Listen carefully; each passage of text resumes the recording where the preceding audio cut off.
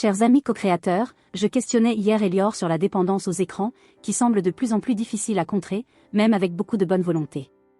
Il nous donne ici 2 exercices, en plus de remettre en perspective qu'au-delà de tout ce que nous pouvons considérer comme une attaque des forces adverses, il y a un défi pour nos âmes. Voici sa réponse. C'est un exercice de plus pour ceux qui veulent conquérir leur souveraineté. Les manipulateurs actuels viennent utiliser le moindre réflexe inconscient sur lequel ils peuvent jouer. Ainsi, tous les pièges qui vous sont tendus sont autant de terrains de jeu pour votre conscience. Et, soyons plus précis, ce sont des terrains de jeu pour votre attention et votre intention. L'exercice d'intention est facile, vous demandez à tout instant quelle intention précède ce que vous êtes en train de faire. Avez-vous vraiment choisi les sentiments, les pensées et les activités que vous êtes en train de vivre? Si ce n'est pas le cas, quel étrange mécanisme, certainement encore en partie inconscient, est-il à l'œuvre?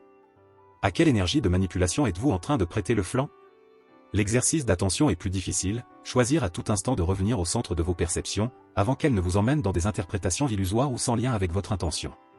Cet exercice est plus difficile, parce que vous êtes entièrement conditionné. La moindre part d'inconscience que vous portez se comporte comme un être différent de vous, suivant un programme que vous n'avez pas décidé, mais qui est décidé pour vous par avance. Ce programme est bien entendu la somme de vos passés, autant personnels qu'universels, mais il est entretenu.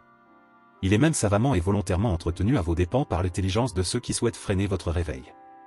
C'est l'entreprise du divertissement. Elle joue sur tous vos goûts faciles, sur toutes vos dépendances, et en bref, sur la stimulation de tous vos désirs, leur proposant un semblant de satisfaction rapide, mais très momentanée. Quelle différence fais-tu entre l'intention et l'attention? La même que celle que vous pouvez faire entre écouter et entendre, ou entre regarder et voir. L'intention est un acte de votre volonté. L'attention est un acte de votre conscience, de votre présence, de votre réceptivité. Il est très utile de sentir la complémentarité de ces 2 forces dans toutes vos actions. L'une est émissive, l'autre est réceptive. En 5D, ces 2 aspects de vous ne sont pas contradictoires, au sens où vous êtes bien conscient d'être autant celui qui veut que celui qui manifeste, autant celui qui produit que celui qui est utilisé pour produire un résultat. C'est dans votre monde binaire que vous vous identifiez plus à un pôle qu'à l'autre. En réalité, nous sommes les 2 à 100%. Mais cela, il faut s'en rappeler. Et sur votre monde, il faut vous y exercer sans cesse. Sans cesse exercer cette conscience non duelle, unificatrice. Pour le dire autrement, lorsque vous émettez un souhait, vous pensez souvent être celui qui émet un souhait, et cela s'arrête là. Vous oubliez que vous êtes aussi celui qui va être le théâtre de la réalisation de ce souhait dans la matière. Dans le même ordre d'idées, lorsque vous posez une question à l'intérieur de vous, vous pensez souvent être le questionneur uniquement. Vous pensez qu'une réponse va vous arriver de l'extérieur, ou à tout le moins des hautes instances, de votre être que vous ressentez comme loin de vous. Vous oubliez alors que la réponse est autant vous que la question. Les hauts de votre être sont autant vous que les bas. Vous êtes autant un être subtil qu'un être dense. C'est pourquoi je vous ai souvent montré que la question n'était que le nom donné au début d'un mouvement, qui se termine par ce que vous appelez une réponse. La question est déjà la manifestation d'une réponse, la manifestation prise à un stade précoce, simplement. Question et réponse sont seulement 2 mots qui décrivent un même déplacement de conscience, pris à des stades différents de sa manifestation.